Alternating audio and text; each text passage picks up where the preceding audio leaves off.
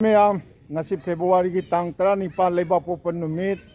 2025 aina lepchari ba mafam asi Assam gi Saraidio district ki Borhat haiba akoi gi maitai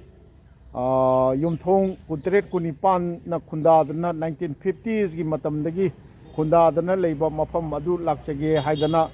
ngarang numidangda thungjabani koi Dibrugarh romdagi train tongna laaga Borhat haiba apikpa railway station namagi mamangda station da kumdha jaraga koi masaisda aina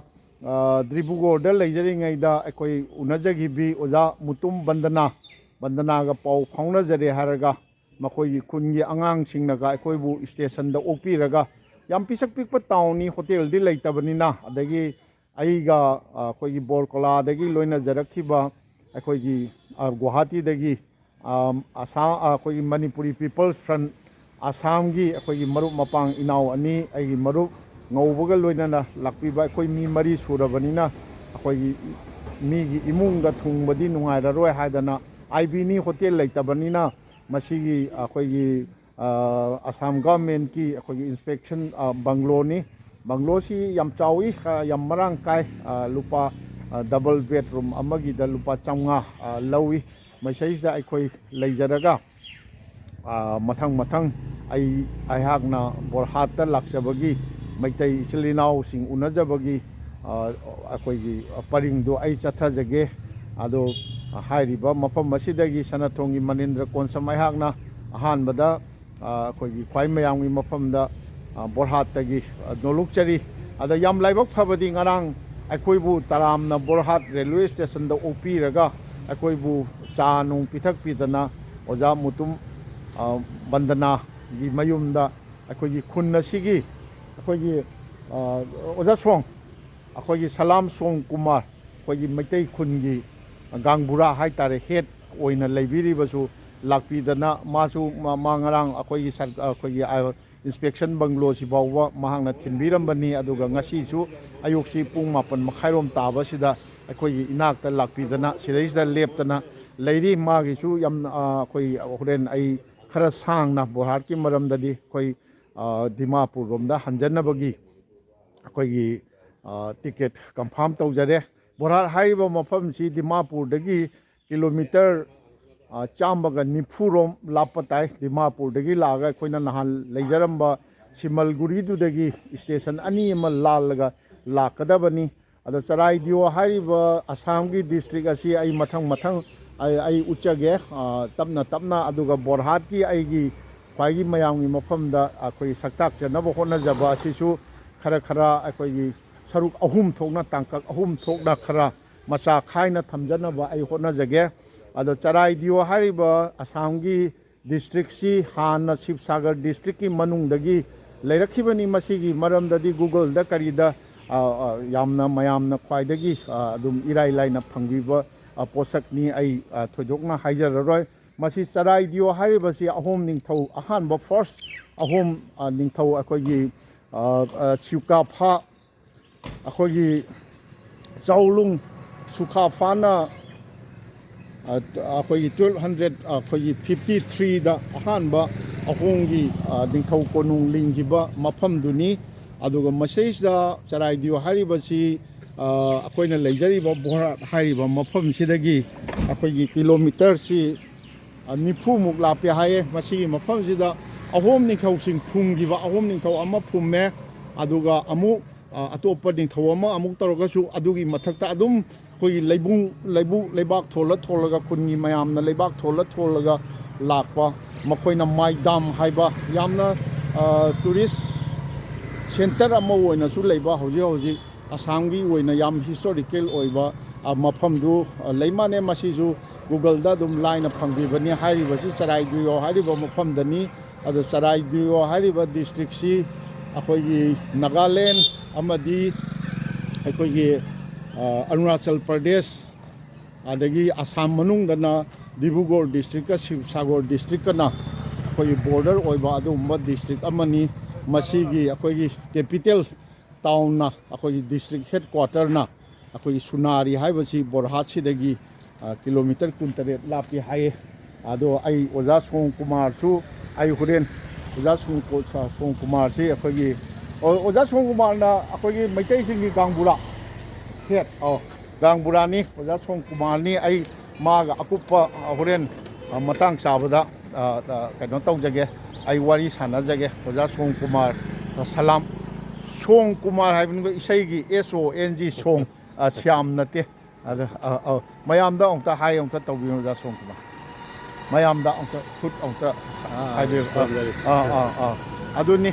ꯑꯩ ꯑꯩꯈꯣꯏꯅ ꯂꯩꯖꯔꯤꯕ ꯑꯩꯈꯣꯏꯒꯤ IBꯁꯤꯗꯒꯤ ꯈꯖꯤꯛꯇꯪ खरा चली kilometre मुक चकद्रा station Meitei लेरिबा जगह kilometre फादे अखोगी नुंगदांग दा चंगकपनिना याम इंगी मफमजे नोंगसु ताई अदो लेरक कासे अखोगी इसिंगा तुंगबा तवी आई कनो तौजगे आई बोरहाट टाउन अपिकप टाउननिना अपिकप टाउननि अदुगा मैतई लेदि रेलवे स्टेशन की मनाकुदा दुम लेरेनेको खर चाइथोक्तना ला मथंग आई चंजनब होनजगे IB गिदा थारिबसी असम सरकार बोरहाट परिदर्शन भवन डाक थाना बोरहाट जिला चराइदियो पिन 785693 है थाई अदो मीगादी कया लाक्तब जाने अदुबु याम लू नान ले याम नान अदुगा कैनोगादी चाना थकनबगी गादी अखोगी अरेंजमेंट लेते होटल दी ले चाना थकनब होटल दी अनकपदा लई चा नुंगी अदगी चाक चानब कैदोबो मफम दी ले अदुगा थोइदोकपा अतै मी अमा थुंगुबा याबा होटल लॉज न चिंगबदी लेतब मफमनि मफमसिदा बोरहाट की जगहसिदा मी सि करम मखल बेंगाली लेब्रा कना ओखमिया लई बंगाली लई अदगी अबय बिहारी आइतारे मैतैना हाउनि हाइनबा मिसिंग नुंसिंग लेत्रे थबक माने ऑफिस सुबा माने दुई लेने लेबी जुमना को ना ताते मोय अदो कैनोदी अखोगी बगानिया हिंदुस्तानी का लेये और अखोगी कैनोदी करी चिंगे अखोगी असेंबली कॉन्स्टिट्यूएंसी से करी चिंगे कैनो सुनारी विधानसभा होस्ती सुनारी अच्छा अदुगा कैनोदी लोकसभा की पार्लियामेंट की दी जोरहाट चिंगे बा ओ जोरहाट से क्या हम लाके जोरहाट से सिगेगी 55-60 ओ अदगी मैतई से अखोगी बोरहाट की रेलवे स्टेशन मयादा मरु मपुंगोइना लेरगा खरा चाइथोजु चौराकना युम कयामुक लेई चौराना जुमना 15 एक्जेक्टली 15 ओ मसिगी अकुप मरोन करमाइ तौना करम मतमदगी ताबा हौरखिबा कमाइ तौगिबा हाइबदु आई ओजा सोम कुमार गा अमुक कोना वारी सानाजगे आई लाक्चरिमने बोरहाट की याम नुंगसिबा टाउन से ख्वाइ मयामनि मफमदा उचनबा होनाजे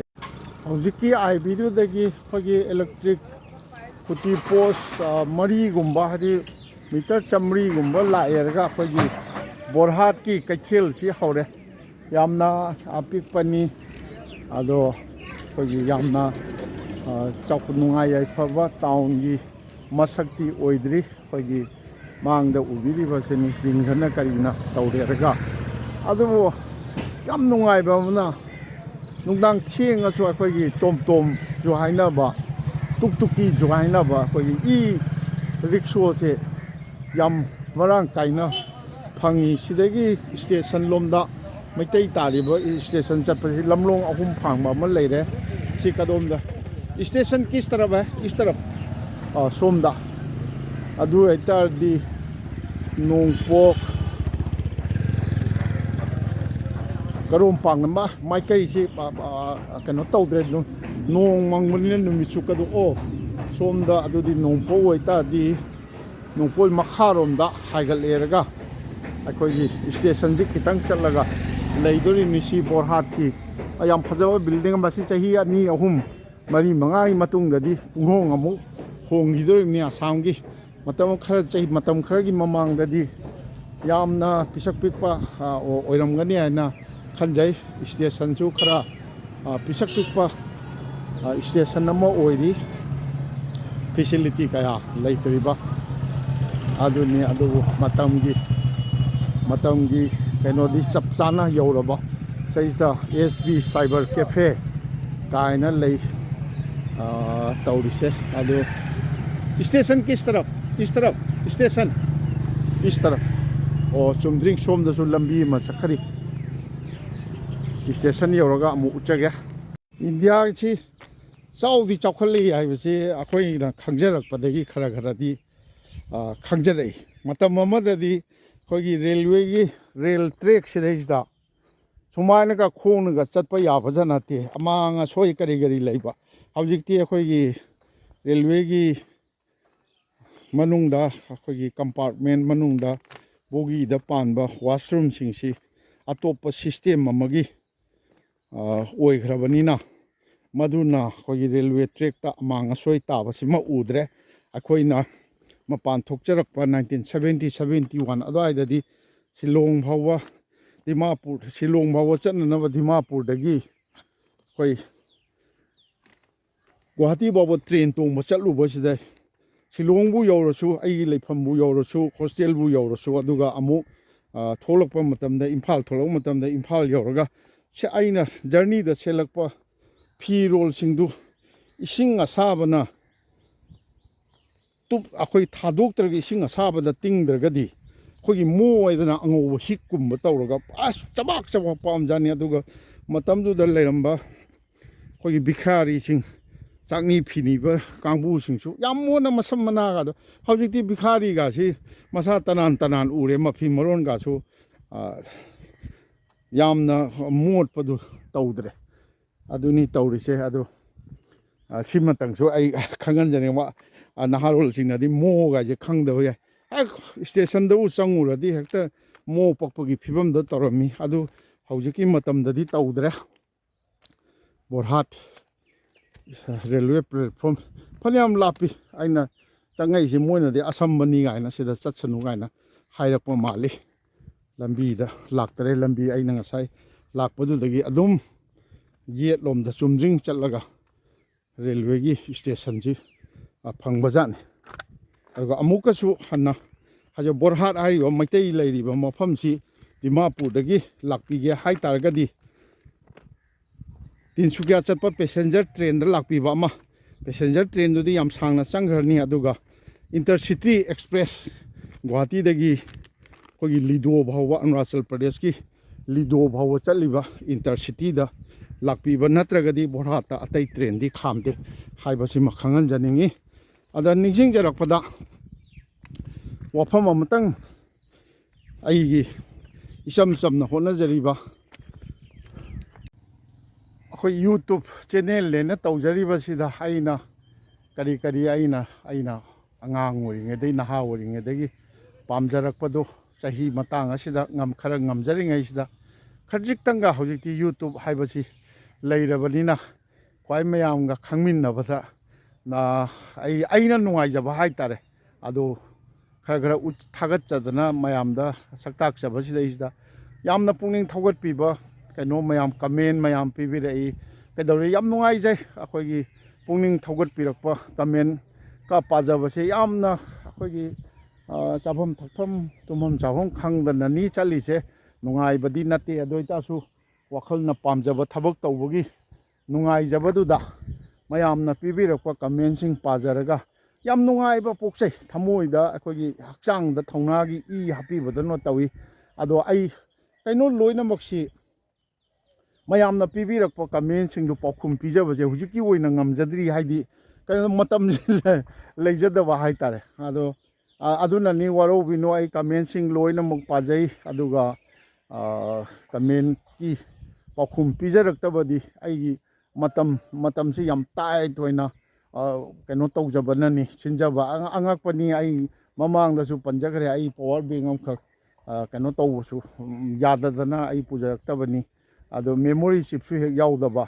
अदो शॉट खरा लौरेरगा आई फोन जेजु अरीबा मचा ओइबा खरा लौरगा अमुक समजिन खोचिनदना तौजरेरगा ख्वाइदा उच्चनिंगदना हेक उच्चबा अदगी फोन चार्ज अमुक तौबा अदगी अमुक अपलोड तौबा का हाइना तौदना मतम लौजबना आई पाखुम पीबा ngamjadabani हाइबसिमा हाइजगे अदुगा ꯈ꯭ꯋꯥꯏ ꯃꯌꯥꯝꯅ ꯇꯦꯂꯤꯐꯣꯟ ꯅꯝꯕꯔ ꯍꯪꯕꯤꯔꯛꯄ ꯃꯌꯥꯝ ꯌꯥꯎꯏ ꯑꯩ ꯁꯤꯗꯗꯤ ꯑꯩꯒꯤ ꯐꯣꯟ ꯅꯝꯕꯔ ꯑꯅꯤꯈꯛ ꯑꯩ ꯍꯥꯞꯆꯒꯦ ꯑꯗꯣ ꯑꯩ ꯐꯣꯟ ꯍꯪꯕꯤꯔꯛꯄꯗ ꯑꯩꯍꯥꯛꯁꯤ ꯑꯩꯅ ꯄꯥꯏꯖꯔꯤꯕ ꯅꯝꯕꯔ ꯑꯃꯗꯤ ꯑꯩꯈꯣꯏꯒꯤ ꯃꯅꯤꯄꯨꯔꯗ ꯃꯤꯗꯤꯌꯥ ꯄꯥꯔꯁꯟꯁꯤꯡꯒꯤ ꯑꯍꯥꯟꯕ ꯄꯤꯕ ꯃꯊꯥꯡ ꯑꯃꯗꯒꯤ ꯏꯌꯥꯔꯁꯦꯜꯗꯒꯤ ꯅꯝꯕꯔ ꯑꯃꯨꯛ ꯑꯣꯟꯊꯣꯔꯛꯄ ꯇꯧꯔꯒ ꯁꯦꯝ ꯅꯝꯕꯔꯗ ꯍꯦꯛ ꯑꯍꯥꯟꯕ ꯃꯣꯕꯥꯏꯜ ꯐꯣꯟ ꯄꯥꯏꯖꯕ ꯃꯇꯝꯗꯒꯤ ꯄꯥꯏꯖꯔꯛꯄ ꯅꯝꯕꯔ ꯉꯁꯤ ꯐꯥꯎꯕ ꯍꯣꯡꯗꯣꯛꯆꯗ꯭ꯔꯤꯕ ꯅꯝꯕꯔꯅꯤ ꯅꯝꯕꯔ 3 ꯂꯩꯖꯔꯝꯃꯤ ꯑꯃꯗꯤ BSNLꯒꯤꯅꯤ ꯃꯗꯨ ꯅꯨꯡꯉꯥꯏꯃꯟꯗꯗꯅ ꯑꯩ ꯔꯤꯆꯥꯔꯖ ꯇꯧꯈꯤꯗꯗꯅ ꯃꯗꯨ ꯌꯥꯈꯤꯗ꯭ꯔꯦ ꯑꯇꯣꯞꯄ ꯅꯝꯕꯔ ꯃꯤꯅ ꯄꯥꯏꯈꯤꯕꯗꯧ ꯇꯧꯔꯦ ꯅꯠꯇ꯭ꯔꯗꯤ ꯑꯩꯒꯤ ꯐꯣꯟ ꯅꯝꯕꯔ ꯑꯅꯤꯃꯛꯁꯦ ꯑꯩ ꯍꯦꯛ ꯃꯅꯤꯄꯨꯔꯗ ꯃꯣꯕꯥꯏꯜ ꯊꯣꯛꯂꯛꯄ ꯃꯇꯝꯗꯒꯤ ꯄꯥꯏꯖꯔꯛꯑꯕ ꯅꯝꯕꯔꯅꯤ ꯍꯣꯡꯗꯣꯛꯄ ꯂꯩꯖꯗꯕ ꯑꯗꯨꯒ ꯃꯁꯛ ꯈꯪꯕ ꯈꯪꯗꯕꯅ ꯐꯣꯟ ꯇꯧꯕꯤꯔꯛꯄꯗ ꯑꯗꯨꯝ ꯄꯥꯏꯖꯕ ꯃꯤꯁ ꯀꯣꯜ ꯂꯩꯔꯝꯃꯁꯨ ꯀꯣꯜ ꯕꯦꯛ ꯀꯅꯥ ꯑꯣꯏꯕꯤꯔꯕꯅꯣ ꯀꯔꯤꯅꯣ ꯍꯪꯖꯕ ꯑꯗꯨꯒꯨꯝꯕ ꯃꯤꯑꯣꯏ ꯑꯃ ꯑꯣꯏꯅ ꯍꯧꯖꯔꯛꯄꯅꯤ ꯍꯥꯏꯕꯁꯤꯃꯁꯨ ꯈ꯭ꯋꯥꯏꯒꯤ ꯃꯐꯝꯗ ꯑꯩ ꯈꯪꯍꯟꯖꯅꯤꯡꯉꯤ ꯁꯤꯅꯤ ꯚꯣꯔꯥꯠ ꯏꯁꯇꯦꯁꯟ ꯌꯧꯁꯤꯟꯖꯔꯛꯑꯦ ꯑꯗꯣ ꯑꯩ ꯏꯁꯇꯦꯁꯟ ꯌꯧꯔꯒ ꯃꯩꯇꯩ ꯂꯩꯔꯤꯕ ꯀꯔꯤ ꯖꯒꯥꯁꯤꯡꯗꯨ ꯃꯆꯦꯠ ꯑꯃ ꯎꯠꯆꯔꯒ ꯑꯩ ꯑꯍꯥꯟꯕ ꯕꯣꯔꯍꯥꯠꯀꯤ ꯄꯥꯔꯠ 1 ꯑꯣꯏꯅ ꯑꯩ ꯈꯔ ꯕꯣꯔꯍꯥꯠꯁꯤꯃꯗꯤ ꯁꯨꯝ ꯀꯔꯤ ꯍꯥꯏꯇꯥꯔꯦ ꯃꯇꯝꯁꯨ ꯈꯔ ꯂꯩꯔꯤ ꯍꯣꯔꯦꯟ ꯅꯨꯃꯤꯗꯥꯡ ꯋꯥꯏꯔꯝ ꯒꯤ ꯇ꯭ꯔꯦꯟꯅꯤ ꯒꯨꯋꯥꯍꯥꯇꯤ ꯌꯧꯕ ꯇ꯭ꯔꯦꯟ ꯇꯤꯀꯦꯠ ꯀꯟꯐꯥꯔꯝ ꯇꯧꯖꯔꯦ ꯑꯩꯅ ꯀꯨꯝꯊꯖꯒꯗꯕꯁꯦ ꯑꯩ ꯀꯗꯥꯏꯗ ꯀꯨꯝꯒꯗꯕꯅꯣ ꯑꯩ ꯈꯪꯖꯗ꯭ꯔꯤ ꯑꯗꯣ ꯑꯩ ꯍꯦꯛꯇ ꯒꯨꯋꯥꯍꯥꯇꯤ ꯐꯥꯎꯒꯤ ꯇꯤꯀꯦꯠꯅꯤ ꯃꯁꯤ ꯇꯧꯔꯒ ꯃꯁꯤꯗ ꯀꯨꯝꯍꯧꯔꯒꯦ ꯍꯦꯛꯇ ꯀꯨꯝꯖꯍꯧꯕꯒꯤ ꯐꯤꯕꯝꯗ ꯆꯠꯆꯒꯗꯧꯔꯤꯕꯅꯤ ꯕꯣꯔꯍꯥꯠ ꯔꯦꯜꯋꯦ ꯏꯁꯇꯦꯁꯟꯒꯤ ꯑꯩꯈꯣꯏꯒꯤ ꯄ꯭ꯂꯦꯠꯐꯣꯝ ꯌꯧꯖꯔꯦ ꯕꯣꯔꯍꯥꯠ ꯂꯩꯔꯦ ꯑꯗꯣ ꯁꯤꯅ ꯑꯄꯤꯛꯄ ꯀꯩꯅꯣꯅꯤ ꯍꯧꯖꯤꯛꯁꯤ ꯆꯞ ꯆꯥꯅ ꯉꯁꯤ ꯐꯦꯕ꯭ꯔꯨꯋꯥꯔꯤꯒꯤ ꯇꯥꯡ 19 2025ꯀꯤ ꯔꯦꯜꯋꯦ ꯄ꯭ꯂꯦꯠꯐꯣꯝꯗ ꯈꯦꯠꯂꯤꯕ ꯘꯔꯤꯒꯤ ꯃꯇꯨꯡ ꯏꯟꯅ ꯄꯨꯡ 10:45 ꯆꯠꯂꯦ ꯑꯗꯨ ꯉꯔꯥꯡꯁꯤ ꯁ꯭ꯋꯥꯏꯗ ꯊꯣꯛꯄ ꯑꯣꯏꯇꯥꯏꯌꯦ ꯑꯩ ꯊꯣꯛꯆꯔꯒ ꯈꯪꯗ꯭ꯔꯁꯨ ꯍꯪꯖꯒꯦ ꯅꯨꯡꯗꯥꯡꯅꯤꯅ ꯁꯤꯅꯤ ꯑꯩꯈꯣꯏꯒꯤ ꯕꯣꯔꯍꯥꯠ ꯔꯦꯜꯋꯦ ꯏꯁꯇꯦꯁꯟꯁꯦ ꯕꯣꯔꯍꯥꯠ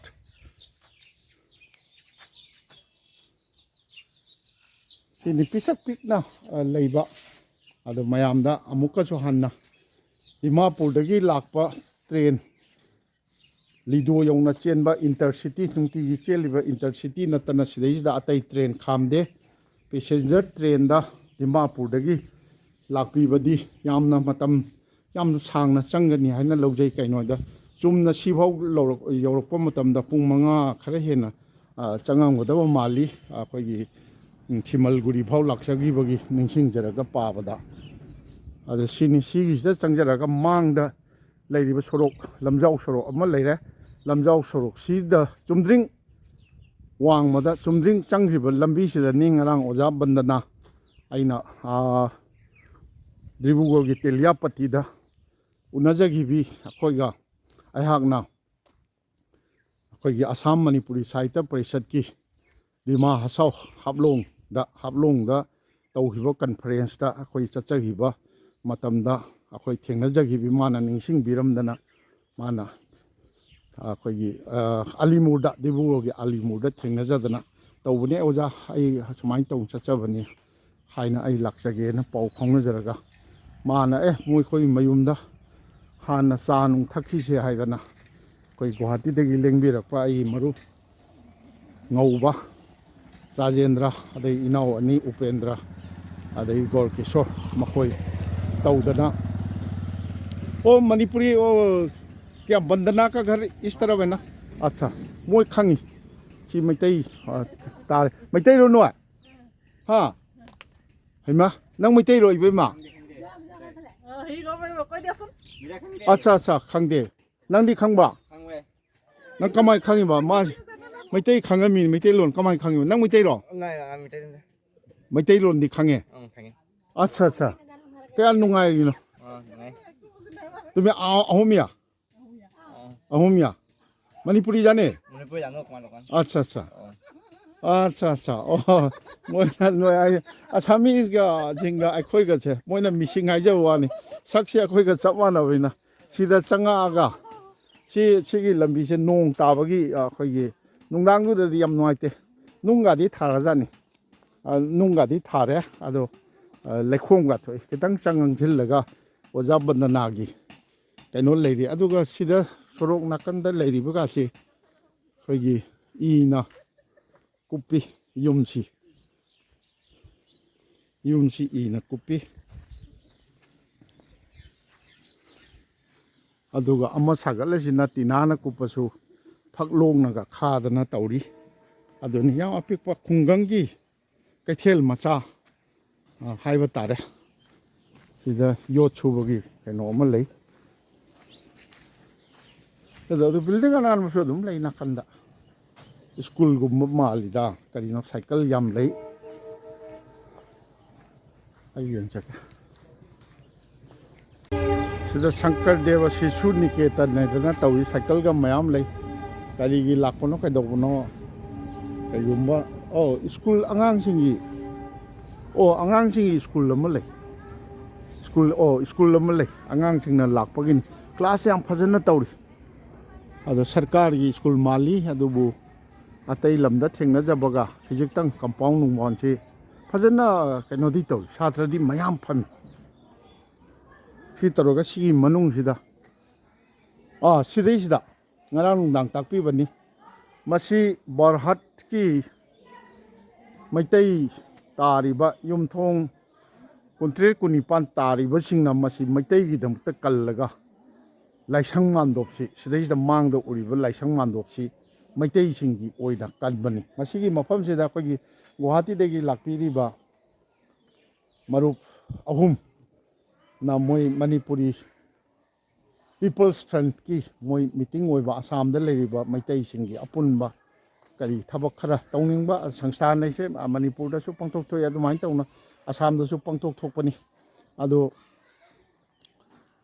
ꯃꯣꯏꯒꯤ ꯑꯦꯝ ꯐꯖꯩ ꯃꯥꯏ ꯄꯥꯛꯄꯁꯨ ꯑꯣꯏꯁꯅꯨ ꯃꯈꯣꯏꯒꯤꯁꯨ ꯑꯄꯨꯟꯕ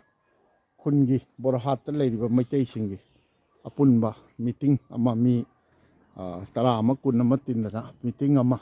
ꯍꯣꯔꯦꯟ ꯅꯨꯡꯊꯤꯟ ꯇꯧꯒꯅꯤ ꯍꯥꯏꯗꯅ ꯇꯧꯔꯤ ꯁꯤꯅꯤ ꯑꯩꯅ ꯈꯪꯅꯖꯗꯅ ꯂꯥꯛꯆꯕ ꯑꯣꯖꯥ ꯕꯟꯗꯅꯥ ꯍꯣꯏꯒꯤ ꯃꯌꯨꯝ ꯆꯪꯖꯔꯛꯄꯅꯤ ꯍꯦꯛ ꯔꯦꯜꯋꯦ ꯏꯁꯇꯦꯁꯟꯒꯤ ꯃꯁꯤ ꯑꯗꯨ ꯑꯣꯏꯇꯥꯔꯗꯤ ꯅꯣꯡꯄꯣꯛ ꯃꯈꯥ ꯍꯦꯛ ꯋꯥꯡꯃ ꯁꯣꯔꯣꯛ ꯋꯥꯡꯃ ꯃꯈꯥ ꯄꯥꯡꯅ ꯆꯪꯁꯤꯜꯂꯛꯑꯒ ꯂꯩꯒꯗꯧꯔꯤꯕ ꯌꯨꯝꯅꯤ ꯌꯨꯝꯁꯤꯡꯁꯤ ꯃꯩꯇꯩꯒꯤꯅ ꯀꯅꯥ ꯀꯅꯥ ꯑꯣꯏꯔꯤꯕ ꯀꯩꯗꯧꯔꯤꯕ ꯍꯥꯏꯕꯗꯨꯗꯤ ꯑꯩ ꯈꯪꯖꯗ꯭ꯔꯤ ꯍꯧꯖꯤꯛ ꯐꯥꯎꯗꯤ ꯑꯩ ꯃꯊꯪ ꯅꯍꯥꯔꯣꯜ ꯃꯌꯥꯝ ꯉꯔꯥꯡ ꯏꯆꯥꯒꯨꯝꯕ ꯔꯥꯖꯦꯁ ꯍꯥꯏꯕ ꯑꯃꯁꯨ ꯊꯦꯡꯅꯗꯅ ꯈꯨꯟꯒꯤ ꯅꯍꯥꯔꯣꯜꯁꯤꯡꯒꯤ ꯁꯦꯀ꯭ꯔꯦꯇꯔꯤ ꯑꯣꯏ ꯍꯥꯏꯕ ꯑꯃꯁꯨ ꯑꯩ ꯍꯣꯔꯦꯟ ꯎꯅꯖꯒꯦ ꯁꯨꯃꯥꯏꯅ ꯇꯧꯗꯅ ꯆꯪꯉꯛꯏ ꯈꯔ ꯆꯪꯁꯤꯜꯂꯒ ꯑꯣꯖꯥ ꯕꯟꯗꯅꯥꯒꯤ ꯌꯨꯝꯁꯤ ꯂꯩꯒꯗꯧꯔꯤꯕꯅꯤ ꯑꯗꯨꯝ ꯆꯪꯁꯤꯟꯖꯔꯛꯏ ꯃꯁꯤ ꯀꯤꯂꯣꯃꯤꯇꯔ ꯇꯪꯈꯥꯏꯗꯤ ꯁꯣꯏꯗꯅ ꯍꯦꯟꯒꯅꯤ ꯈꯜꯂꯤ ꯌꯨꯝ ꯑꯁꯥꯝ ꯇꯥꯏꯞꯇꯒꯤ ꯌꯥꯝ ꯅꯨꯡꯉꯥꯏꯕ ꯃꯥꯟꯅ ꯂꯩꯕꯁꯨ ꯑꯗꯨꯝ ꯌꯥꯎꯏ ꯑꯗꯨꯒ ꯃꯥꯡꯗ ꯎꯔꯤꯕꯁꯤꯗꯤ ꯑꯩꯈꯣꯏꯒꯤ ꯏꯅ ꯀꯨꯞꯄꯤ ꯁꯨꯝꯕ ꯌꯨꯝꯁꯦ ꯑꯩꯈꯣꯏꯒꯤ ꯃꯅꯤꯄꯨꯔ ꯏꯝꯐꯥꯜ ꯃꯌꯣꯟꯗꯁꯨ 1970s ꯃꯇꯝ ꯐꯥꯎꯗ ꯌꯥꯝ ꯃꯔꯥꯡ ꯀꯥꯏꯅ ꯎꯔꯝꯕ ꯈ꯭ꯋꯥꯏꯔꯝꯕꯟ ꯕꯖꯥꯔꯁꯤꯗ ꯃꯥꯏꯀꯩꯗꯒꯤ ꯑꯩꯕꯨ ꯄꯣꯛꯄꯤꯕ ꯏꯄꯥꯃꯛ ꯑꯩꯈꯣꯏꯒꯤ ꯐꯧ ꯂꯂꯣꯟꯕ ꯐꯧꯒꯤ ꯃꯇꯝꯗ ꯐꯧꯒꯤ ꯁꯟꯒꯥꯔꯤ ꯆꯠꯄ ꯂꯝꯂꯣꯡ ꯈꯩꯊꯦꯜꯗ ꯀ꯭ꯋꯥꯀꯩꯊꯦꯜ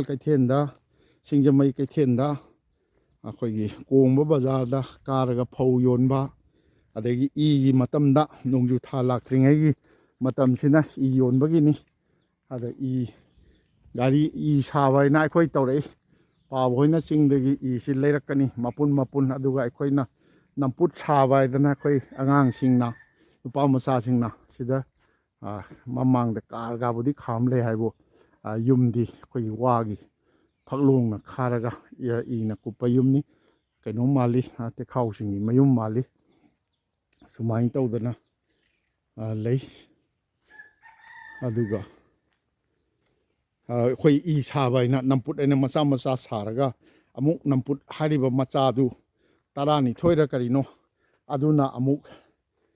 ꯄꯣꯠꯅꯥ ꯇꯧꯔꯒ ꯑꯗꯨꯒꯨꯝꯕ ꯃꯄꯨꯟ ꯑꯅꯤꯅ ꯄꯣꯠꯃ ꯀꯥꯏꯅ ꯑꯗꯨꯛ ꯁꯥꯔꯗꯤ ꯄꯩꯁꯥ ꯑꯁꯨꯛ ꯐꯪꯕ ꯀꯥꯏꯅꯒ ꯄꯥꯕ ꯍꯣꯏꯅ ꯏꯗꯨ ꯌꯣꯜꯂꯨꯔꯦ ꯍꯥꯏꯔꯒ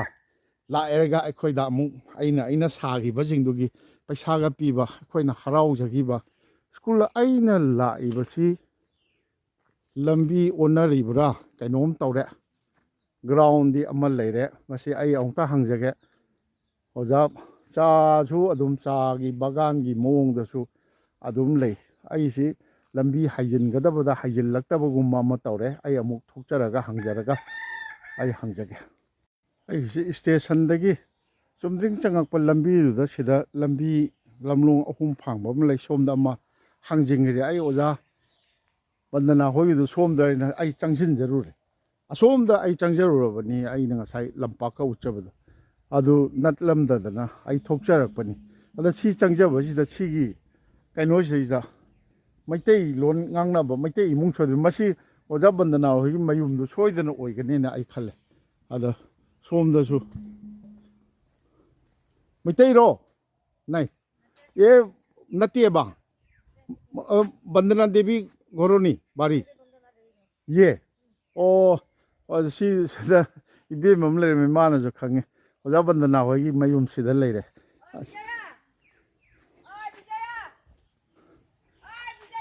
माना कौबीरी यामना अदुम नुसी चानना लेजानी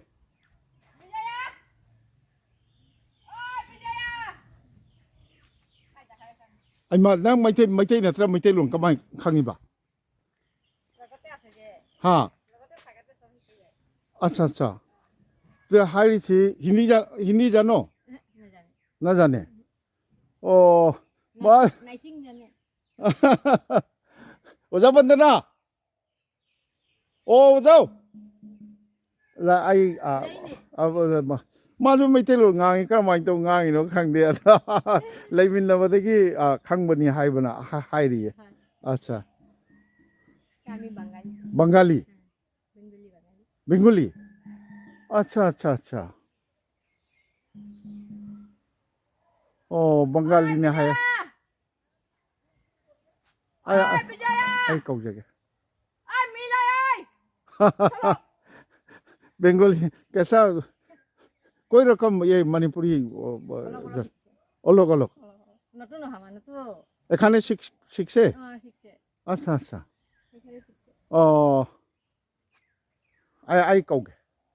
आई ओंते कौजे हाइमा आइदे आ मनुंग चंगुरेने ओजा बंदना असी लंबी जी हेंदोक्तना आ लंपाक फोक चलुरेने ओ कैनोनी आई अहानब बोरहाट लाकपगी अहानब सरुकसे ओजागी युमदा लोइसिनगे अदुगा मथंग नते मथंग होरेन लोइसिनबसु ओजागी द लोइसिननी ओ चेके नते वाली सेक्रेटरी राजेश तो ओजा ओ होय होय नते लोई चंगजनी ओजा बंदनानी ओजा मयाम येंगबिरिबा नते ने फी वीडियो ददी पंगफदा फजबनी से अदो मयाम उल्लबनी अदो मयामदा अमुक्ता नमस्कार तब हां अदा अदनी चाक थोंगमिबा ओजा होय मयाम मयाम ता नसी चतरा ए नुगाजे अदो आई सिदैजा ओजा बंदनागी युमनी ngarang कनोदा होय अदो बंगाली के युमदोनरगा बंगाली नुपी मैतेलोन थोहन बिरमबसी नुगाइजरे अदुगा बोरहासी यौरागदी स्वाइददी आंगांजिंग मैतेलोन थोहन बियो अदु तौबियो हाइबगी थोइना लेतरे अदुगा मणिपुरी आसाम मणिपुरी साहित्य परिषद थवाई याउबी ओजा ओजा मुतुम जी इपामगी रा नुपागी इपामददी लोक्तोंगमनेबा होजाइगी होजाइ नंदपुरगी आनंदपुर नते आई पोकपदी कालीनगर विद्यानगर हाइबदो हजिति विद्यानगर हाइगरे कालीनगर सिदा पोकपा अदेगी अहल लमन इमा इपा नखोजे अंगांग ओइंदा नाहरकतिया जे अदुगैदुगो होंगक्तना अदुगा लाइक लेसु तमना दो अदुम चावरबा अदो खोइसु होजाइगिनी अखोइगी आइगी कनोसु इपुरबसु माने होजाइगिनेबा होजाइ मसेने हाइना चनरा अदुमाइना तौना लेगिबने से स्वाइदा ओजा होइदी चही क्या 19 क्या गा दादा 91 दा सिगा 91 युम पालकपा अदि इपुरोइबो होइदी मोइदी कुइना जान मोइसे अखोगी माने चही कुंथा निफु ममांगदेना लेरम मारे अदा कइना मा सिदि सिदा क्लास 7 दा लापने क्लास 7 देना सिगा 78ꯗ ꯃꯦꯇ꯭ꯔꯤꯛ ꯄꯥꯁ ꯇꯧꯕꯅꯦ ꯑꯗꯣ ꯑꯣꯖꯥ ꯕꯟꯗꯅꯥꯒꯤ ꯏꯆꯥ ꯅꯨꯄꯥꯗꯤ ꯅꯨꯄꯥꯗꯨꯗꯨ ꯈꯛꯇꯔ ꯅꯨꯄꯥ ꯑꯇꯩ ꯑꯃ ꯅꯤꯉꯣꯜ ꯑꯃ ꯅꯤꯉꯣꯜ ꯊꯥꯖꯈ꯭ꯔꯕ ꯊꯥꯖꯗ꯭ꯔꯤ ꯃꯥ ꯂꯥꯏꯔꯤꯛ ꯁꯤꯗ ꯂꯩꯔꯤꯕꯣ ꯑꯁꯥꯝ ꯌꯨꯅꯤꯚꯔꯁꯤꯇꯤꯗ ꯑꯣ ꯁꯤꯜꯆꯔꯗ ꯍꯣꯏ ꯅꯍꯥꯟꯁꯨꯕꯣ ꯑꯗ ꯌꯥꯝ ꯅꯨꯡꯉꯥꯏꯖꯕꯁꯤ ꯑꯣꯖꯥ ꯕꯟꯗꯅꯥꯒꯤ ꯃꯆꯥꯅꯨꯄꯥ ꯑꯃꯈꯛ ꯌꯥꯎꯕ ꯔꯤꯇꯨꯔꯥꯖ ꯍꯥꯏꯇꯥꯔꯦ ꯔꯤꯇꯨꯔꯥꯖ ꯉꯔꯥꯡ ꯑꯁ ꯌꯥꯝ ꯃꯋꯥ ꯃꯄꯥꯎ ꯌꯥꯝ ꯅꯨꯡꯁꯤ ꯃꯥꯁꯤ ꯕꯣꯔꯍꯥꯠꯀꯤ ꯄꯣꯁ ꯑꯣꯐꯤꯁꯀꯤ ꯄꯣꯁ ꯃꯥꯁꯇꯔꯅꯤ ꯃꯥꯁꯨ ꯍꯣꯔꯦꯟ ꯎꯅꯖꯒꯦ ꯑꯗꯨꯒ ꯑꯩꯅ ꯕꯣꯔꯍꯥꯠꯇ ꯊꯨꯡꯖꯕꯒꯤ ꯃꯈ꯭ꯋꯥꯏ ꯃꯌꯥꯝꯗ ꯕꯣꯔꯍꯥꯠꯇ ꯂꯩꯔꯤꯕ ꯃꯩꯇꯩꯁꯤꯡ ꯁꯛꯇꯥꯛꯆꯅꯕ ꯍꯣꯠꯅꯖꯕꯒꯤ ꯄꯔꯤꯡ ꯑꯁꯤ ꯑꯍꯥꯟꯕ ꯁꯔꯨꯛꯁꯤ ꯑꯣꯖꯥ ꯕꯟꯗꯅꯥꯒꯤ ꯌꯨꯝꯗ ꯂꯣꯏꯁꯤꯟꯖꯒꯦ ꯑꯗꯨꯒ ꯃꯊꯪ ꯄꯥꯔꯠ 2 ꯄꯥꯔꯠ 3 ꯍꯥꯏꯅ ꯑꯩ ꯃꯊꯧ ꯇꯥꯔꯗꯤ ꯄꯥꯔꯠ 4 ꯍꯥꯏꯅ ꯃꯇꯦꯛ ꯃꯇꯦꯛ ꯑꯩ ꯊꯝꯖꯒꯦ ꯇꯥꯕꯤꯔꯤꯕ ꯌꯦꯡꯕꯤꯔꯤꯕ ꯈ꯭ꯋꯥꯏꯒꯤ ꯃꯐꯝꯗ ꯑꯩꯈꯣꯏꯒꯤ ꯕꯣꯔꯍꯥꯠꯀꯤ ꯁ꯭ꯋꯥꯏ ꯃꯐꯝꯁꯤꯗꯤ ꯃꯩꯇꯩ ꯃꯅꯤꯄꯨꯔꯤ ꯒꯥꯎ ꯍꯥꯏꯕ꯭ꯔꯥ ꯀꯔꯤ ꯀꯩꯅꯣ ꯍꯥꯏ ꯑꯩꯈꯣꯏꯒꯤ ꯃꯤꯁꯥꯖꯥꯟ ꯀꯧꯏ ꯁꯤ ꯃꯐꯝ ꯃꯤꯁꯥꯖꯥꯟ ꯈꯨꯟꯁꯤꯒꯤ ꯃꯃꯤꯡ ꯃꯤꯁꯥꯖꯥꯟ ꯊꯥꯀꯨꯔꯕꯥꯔꯤ ꯃꯤꯁꯥꯖꯥꯟ ꯊꯥꯀꯨꯔꯕꯥꯔꯤ ꯀꯧꯕ ꯃꯐꯝꯁꯤꯗ ꯃꯩꯇꯩ ꯑꯩ ꯑꯗꯨꯒꯤ ꯃꯩꯇꯩ ꯌꯨꯝꯁꯤꯡꯗꯨ ꯑꯁꯤꯗ ꯆꯪꯉꯛꯇ ꯂꯩꯍꯧꯕ ꯃꯥꯝꯗꯣꯞꯇꯨ ꯃꯩꯇꯩꯒꯤꯅꯦꯗꯥꯏ